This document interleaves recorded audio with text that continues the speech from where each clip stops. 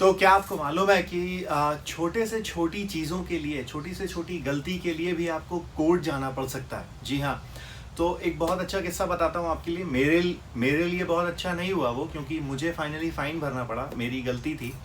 तो आइए मैं बताता हूँ कि अब जब लॉकडाउन में सारी countries all over the world टुकड़ों टुकड़ों में अपने यहाँ पे लॉकडाउन लगा रही हैं, चीज़ें बंद कर रही हैं, सारी संस्थाएं बंद हैं, ऑर्गेनाइजेशंस बंद हैं, तो यहाँ पे लॉ एंड ऑर्डर किस तरह से मेंटेन हो रहा है, पुलिस अपना काम कर रही है, किस तरह से कोर्ट अपना काम कर रहा है, और किस तरह से वर्चुअली सारी चीज़ें चल रही हैं, जो मुझे देख के तो बहुत अच्छा लगा। और मैं एक्सपेक्ट करता हूँ कि दुनिया की ज़्यादा से ज़्यादा कंट्रीज़ में, इंक्लूडिंग माइन, भी ये चीज़ें अप्लाई होंगी। तो किस्सा ये है कि फरवरी में एक दिन जब लॉकडाउन शुरू नहीं हुआ था, या कोरोना वायरस उतनी तरह से सब लोग नहीं जान पाए थे और चीज़ें उतना नहीं फैल पाई थी, तो मैंने जर्सी सिटी के अंदर एक जगह गलत पार्किंग कर दी थी, जिसकी वजह से मुझे उसी दिन जब मैं वापस आया गाड़ी खड़ी करके, गाड़ी खड़ी करने के बाद मैं आधे घंटे के लिए कहीं गया था, और वापस जब आया तो वहाँ पर एक टिकट लगा हुआ था। टिकट मतलब फ़ाइन की स्लिप होती है, जिसमें पुलिस वाला आपके पास नहीं आता कि आप पैसे भरिए और तुरंत ऐसा करिए, या आपकी चाबी नहीं छीनता, या आपके पेपर्स नहीं मांगता, आपसे कोई प्रूफ नहीं मांगता, ना आपकी गाड़ी की चाबी निकाल कर भागने लगता है, ये सब कुछ नहीं करता। और जैसे कई देशों में होता है, आपको तो पता है कहाँ, वो आते हैं और एक छोटी सी स्लिप निकाल कर आपके कार का नंबर, टाइम और जहां आपने पार्क करी है गाड़ी, वो जगह का लोकेशन और सब कुछ पूरी डिटेल के साथ, ताकि कोई भी डिटेल मिस ना हो, वो सब कुछ लिख कर आपकी गाड़ी के आगे या पीछे साइड में लगा देते हैं। तो जब मैं वापस आया तो मुझे वो डिटेल मिली कि भाई मैंने गलती कर दी है। तो मैंने क्या किया था कि गाड़ी खड़ी करने के पहले मैंने देख लिया था कि वहाँ पर कोई ऐसा साइन ना हो कि नो पार्किंग लिखा हो, या वहाँ पर कुछ ऐसा लिखा हो जिसकी वजह से मुझे फ़ाइन भरना पड़े या मैं गलत कर रहा हूँ। But finally at the last कि वो गलत था, उसका रीज़न मुझे पता चला, बाद में बताता हूँ मैं आपको कैसे। तो मैंने सोचा ठीक है, अगर मैंने गलती नहीं करी तो इसके लिए मैं अपील करूँगा। तो अब अपील करूँगा मतलब क्या आप सोच रहे होंगे अपील करूँगा का क्या मतलब है, राइट? तो होता ये है यहाँ पर अमेरिका में कि अगर आपको लगता है कि आपने गलती नहीं करी है और आपकी गलती नहीं है, तो एक्चुअली में आप क्या कर सकते हैं, होता यह है कि जो पार्किंग टिकट मिला है ना आपको, पार्किंग का जो फाइन का स्लिप मिला है, उसके लिए आपको कोर्ट में अपीयर होने की ज़रूरत नहीं है। वो सिर्फ ये कहते हैं कि आप फाइन भर दीजिए, और अगर आपको लगता है कि आपने गलती नहीं करी है, या आपको लगता है कि आपको वो केस डिस्कस करना है, तो आप उसके लिए अपील कर सकते हैं या कोर्ट की डेट ले सकते हैं। तो हो ये रहा है कि भाई सब जगह तो लॉकडाउन लगा हुआ है, तो यहाँ पर कोर्ट की डेट पहले मुझे मिली, फरवरी का केस था तो मुझे कोर्ट की डेट मिली अप्रैल की, फिर वो पोस्टपोन हुई और वो हुई जाके जुलाई की, और फिर जुलाई के बाद मुझे डायरेक्टली डेट मिली सितंबर की। तो ये सब कुछ जो हो रहा था, ये सब कुछ ईमेल के थ्रू हो रहा था, जो एक और बहुत अच्छी चीज़ है, अमेजिंग चीज़ है, जो मुझे लगता है कि हमारे यहाँ तो एटलीस्ट नहीं होती।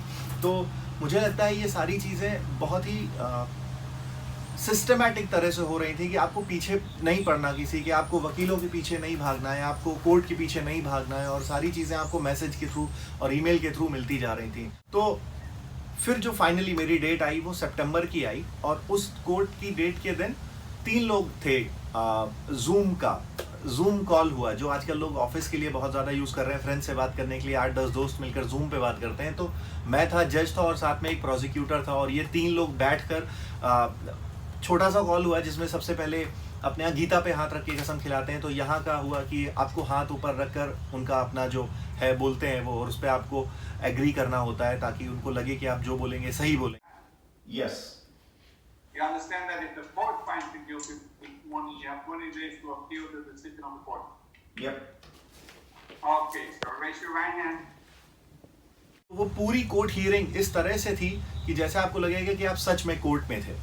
तो मुझे लगता था कि मैं गलत नहीं हूँ, इसलिए मैंने वहाँ अपील करी। फिर डिक्लेरेशन के बाद या ओथ के बाद, जिसको आप कह सकते हैं, उन्होंने अपना एक ओपनिंग स्टेटमेंट या डिस्क्लेमर कह सकते हैं आप, जिसको जज ने बोला कि भाई अगर आपने गलती करी होगी तो आपका लाइसेंस कैंसिल हो सकता है, या किसी बहुत बड़े क्राइम के लिए आपको सज़ा हो सकती है, या जो भी चीज़ें होंगी कि अगर आप केस हार गए तो ये चीज़ें होंगी।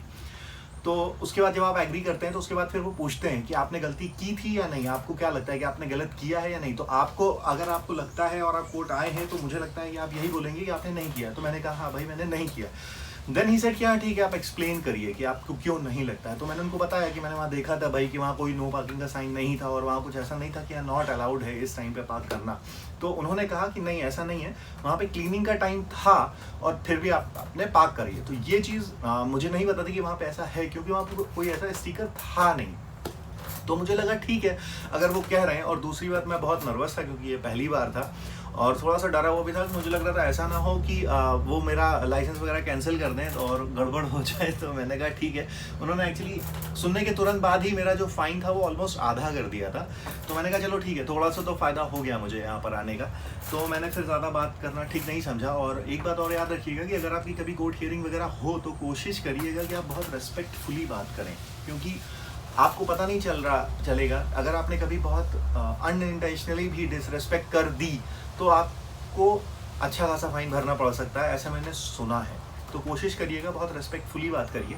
ओवरऑल मेरा एक्सपीरियंस बहुत अच्छा था, क्योंकि फरवरी से लेकर सितंबर तक मुझे कई बार नोटिफिकेशंस आते थे, मेल बॉक्स में आ जाता था कि भाई आपकी डेट अब हो गई है, आपकी डेट अब आगे बढ़ गई, आपकी डेट अब आगे बढ़ गई। और इस कोरोना वायरस के टाइम में घर बैठे मैंने अपना पूरा केस हैंडल कर लिया और मुझे किसी कोर्ट के पीछे नहीं भागना पड़ा, किसी एडवोकेट के पीछे नहीं भागना, अटॉर्नी के पीछे नहीं भागना पड़ा, और मुझे कहीं जाना नहीं पड़ा उसके लिए। मुझे घर बैठे ईमेल पे और मेरे मेल बॉक्स में लेटर्स आ जाते थे और ईमेल आ जाता था कि आपकी नई कोर्ट डेट ये है। क्योंकि कोरोना वायरस था, इस वजह से कोर्ट डेट बार बार ट्रांसफ़र हो रही थी। पहले ये था कि मुझे वहाँ जाना है, कोर्ट में जाना पड़ेगा, अपीयर होना पड़ेगा, बट वो हुआ नहीं। सो फाइनली मेरा जो पूरा कोर्ट केस था, जो मेरा केस था वो एक्चुअली जूम पर हो गया और वहीं से ही वो रिजॉल्व हो गया। और मैंने शाम को जितना फ़ाइन बोला था उन्होंने वो फ़ाइन भर दिया और बस ख़त्म। तो ओवरऑल एक्सपीरियंस मेरा बहुत अच्छा था, बहुत स्मूथ था। और मैं एक्सपेक्ट करता हूँ कि अगर हमारे यहाँ भी या बाकी कई देशों में जहाँ बहुत सारे केसेस पेंडिंग हैं, अगर इस तरह के छोटे मोटे केसेस ऑनलाइन करते जाएँ लोग, तो बहुत अच्छा और बहुत फास्ट और स्मूथ प्रोसेस हो जाएगा, जिससे जो हमारी पेंडिंग वाली फ़ाइल है वो काफ़ी कम हो जाएगी। और हाँ, मुझे ऐसा लगता है कि शायद करप्शन भी थोड़ा सा कम हो जाएगा, क्योंकि मैंने अपने यहाँ तो देखा है ना भाई कि हमें पता ही है कई सारे देशों में पुलिस वाले रोकते हैं, कई तरह के पेपर्स मांगते हैं। रोका होगा हेलमेट के लिए, फिर आपसे पीयूसी भी मांग लेंगे, फिर आपसे लाइसेंस भी मांग लेंगे, फिर आपसे सब कुछ मांग लेंगे और फिर धीरे से चाबी लेकर भाग भी जाते हैं। फिर बाद में हो सकता है 100-200 रुपये लेके छोड़ भी दें, बट होता कई सारे देशों में है, मुझे थोड़ा मालूम है। तो बट ये सब चीज़ें हो जाएंगी, सब चीज़ें इतनी वर्चुअल हो जाएंगी, पेमेंट ऑनलाइन होने लग जाएगा, डिस्कशन डायरेक्ट जज से होने लग जाएगा अगर, तो मुझे ऐसा लगता है कि जो थोड़ा करप्शन है वो थोड़े लेवल पे कम हो जाएगा। आपकी क्या राय है मुझे ज़रूर बताइएगा कमेंट बॉक्स में, और ये एक्सपीरियंस आपको कैसा लगा ये भी मुझे ज़रूर बताइएगा। Thank you so much for watching.